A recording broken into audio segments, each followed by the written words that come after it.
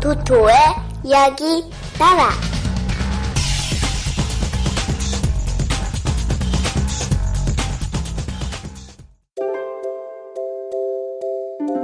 인도 수학자 비크람.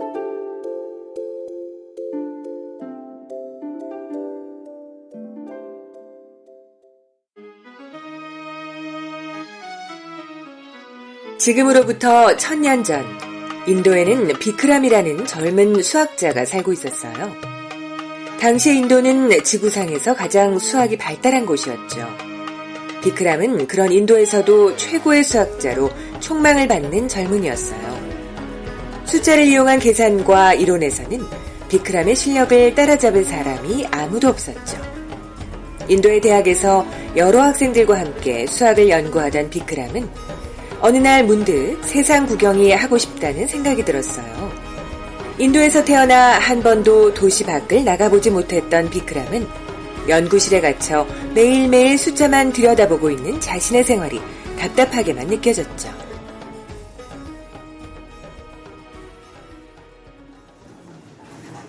이 세상에는 얼마나 많은 사람들이 살고 있을까? 또 몇 가지의 동식물이 존재하지? 숫자에 관련된 것이라면 무엇이든 관심이 있던 비크람이었기에 과연 지구상에 몇 명의 사람들이 살고 있고 또 몇 가지의 동식물이 존재하는지 역시 무척 알고 싶었어요. 비크람은 세상을 돌아다니며 모든 사람들과 모든 동식물을 만나 그 수를 직접 헤아려 보고 싶었죠. 비크람, 아라비아에 대한 이야기 들었어? 아라비아에는 없는 것이 없대. 그래서 전 세계의 사람들이 모두 아라비아로 모인다고 하더라고. 비크람은 친구로부터 아라비아에 대한 이야기를 들었어요. 아라비아는 지금의 중동 지방을 일컫는 말이었죠. 아라비아는 유럽과 아프리카, 아시아를 잇는 중앙에 위치해 있어 다양한 인종의 사람들이 모여드는 곳이었어요. 사람들은 저마다의 나라에서 물건을 가지고 왔고 그것들을 사고 파는 무역이 번성해가고 있었어요. 그래, 그렇다면 아라비아부터 먼저 가보아야겠다. 호기심에 끌린 비크람은 아라비아 지방을 먼저 가보기로 결정했어요. 지도상으로는 비교적 가까워 보였지만 아라비아로 가기 위해서는 커다란 사막을 지나야만 했죠. 비크람은 낙타를 타고 한 달이 지난 후에야 아라비아에 도착할 수 있었어요. 자, 갓 추수해온 쌀을 사십시오. 맛있는 밥을 지을 수 있답니다. 비크람이 고픈 배를 움켜쥐고 아라비아의 한 시장에 들어섰을 때였어요. 아라비아의 한 상인이 술에 한가득 쌀을 쌓아놓고 팔고 있었죠. 배가 고팠던 비크람은 쌀을 좀 사야겠다고 생각하고 쌀의 가격을 물어보았어요. 어서 오십시오. 손님이 두 손으로 가득 움켜쥔 한 줌의 은하 한 입이랍니다. 한 줌이라고요? 사람마다 손의 크기가 모두 다른데 어떻게 다른 양을 은화 한 입에 팔 수 있나요? 정확하게 양을 정해놓고 파셔야지요. 글쎄요. 나도 그랬으면 좋겠습니다만 여기서는 다들 그렇게 하고 있답니다. 상인은 쌀의 가격을 사람들의 손 한 줌으로만 계산하고 있었어요. 그제서야 비크람은 아라비아에는 아직 쌀과 같은 물건의 단위를 구분하는 계량의 개념이 없다는 것을 깨달을 수 있었죠. 사람마다 손의 크기는 다 다른데 그 한 줌으로 가격을 매긴다는 것은 이해가 가지 않았지만 쌀을 조금씩 나누어 잴 수 있는 방법이 없던 아라비아에서는 별 수 없는 일이었어요. 제가 은화 한 입만큼의 쌀을 잴 수 있는 상자를 만들어 드릴게요. 비크람은 나무를 이용해 은화 한 잎의 값어치만큼의 쌀을 담을 수 있는 나무 상자를 만들어 상인에게 주었어요. 매번 다른 양을 은화 한 잎에 팔고 있던 상인은 정확하게 양을 재어 팔 수 있게 된 것에 매우 기뻐했죠. 상인은 이제 양이 많네 적네 따지며 손님들과 실랑이를 벌이지 않아도 되었어요. 아이고 감사합니다. 이제는 손님들하고 싸울 일도 없게 되었군요. 비크람이 만들어준 나무 상자는 곧 시장 내의 다른 상인들에게도 퍼져나갔어요. 상자는 곧 작은 알갱이의 곡식이나 향신료를 잴 수 있는 하나의 표준이 되었죠. 상인들은 너나 할 것 없이 모두가 비크람의 나무 상자를 구해 정확하게 양을 재어 장사를 할 수 있었어요. 자, 바다에서 갓 잡아온 싱싱한 물고기 사십시오. 한 마리당 은화 한 잎입니다. 비크람이 시장을 돌다 다음으로 찾아간 곳은 물고기를 파는 상점이었어요. 어부로 보이는 상인은 자신이 잡아온 물고기를 팔고 있었죠. 그런데 비크람이 보기엔 그 가격에 문제가 있었어요. 물고기의 크기가 천차만별이었기 때문이었죠. 물고기의 크기와 무게가 저마다 다른데 어떻게 같은 값을 받으시는 건가요? 손님 말이 맞긴 합니다만 무게와 크기를 정확히 잴 수 없으니 그냥 한 마리당 가격을 받을 수밖에요. 아라비아에는 무게를 재는 단위도 없었고 크기를 잴 수 있는 단위도 없었어요. 물고기의 무게가 아무리 많이 나가고 크다 해도 작은 물고기의 것과 얼마나 차이가 나는지를 설명할 수 없었기에 물고기를 파는 상인은 그냥 한 마리 단위로만 장사를 할 수밖에 없었던 것이죠. 제가 물고기의 무게를 잴 수 있는 저울과 크기를 잴 수 있는 자를 만들어 드릴게요. 크고 무게가 많이 나가는 물고기와 작고 가벼운 물고기를 구분해서 가격을 매길 수 있을 거예요.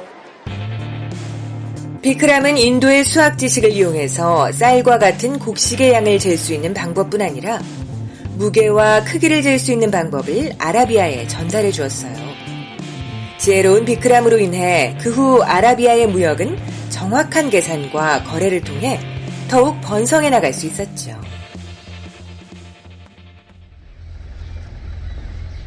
더 넓은 세상으로 나가보아야겠다. 아라비아에서 사람들에게 수학을 가르치던 비크람은 더 넓은 세상을 보기 위해 서쪽으로의 여행을 떠나보기로 결심했어요. 아라비아의 서쪽에는 유럽의 왕국들이 자리하고 있었죠. 비크람은 유럽의 여러 나라와 무역을 하는 아라비아의 상인들을 따라 유럽으로의 원정을 떠나게 되었어요.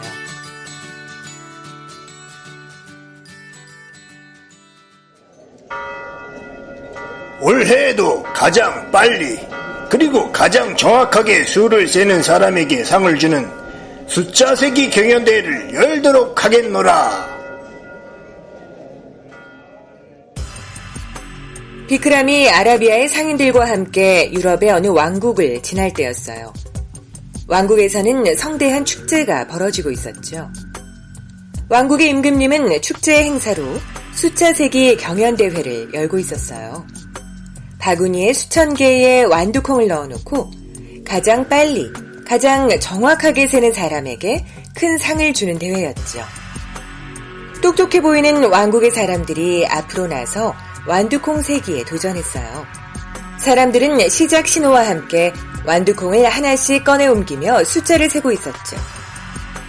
그런데 비크람으로서는 도저히 이해가 안 되는 광경이 펼쳐지고 있었어요. 사람들이 센 완두콩의 숫자를 바닥에 나무 막대 모양으로 표기해 놓는 것이었죠.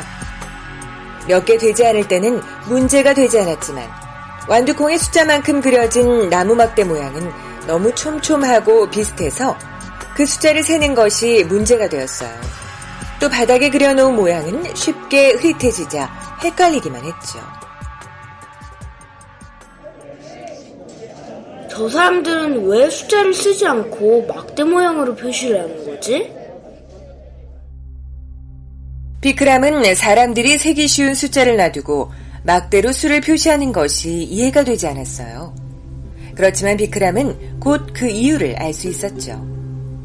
인도에서는 오래전부터 써왔던 1부터 9까지의 숫자라는 것이 당시의 유럽에는 존재하지 않았기 때문이었죠. 수를 표기하기 위해서는 나무 막대 모양으로 선을 그어놓거나 5은 V, 10은 X자로 표기하는 로마자를 쓰고 있었어요. 그렇지만 그것은 알아보기도 힘들 뿐 아니라 매우 불편했어요. 막대로 바닥에 표기를 하다 보니 숫자를 정확히 표기하기도 어려웠고 또 누군가가 읽어내려면 한참의 시간이 걸렸죠. 제가 한번 도전해보겠습니다.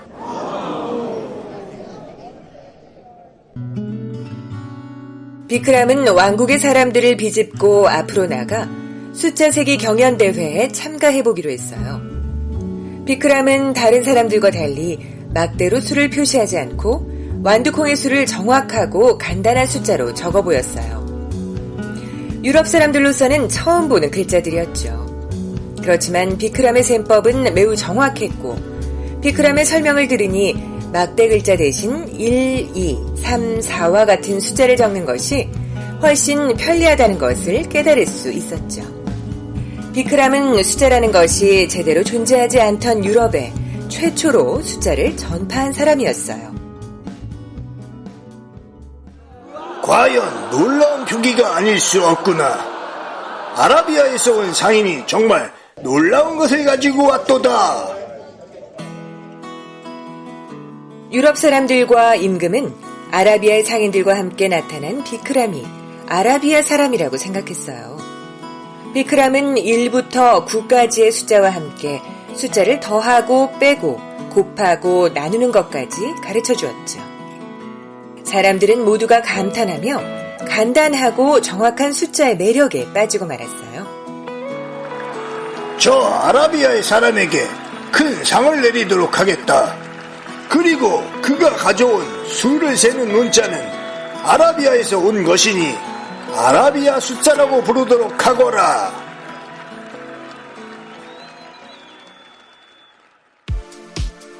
비크람의 방문 이후 유럽에서도 인도에서와 같은 숫자가 널리 쓰이게 되었어요.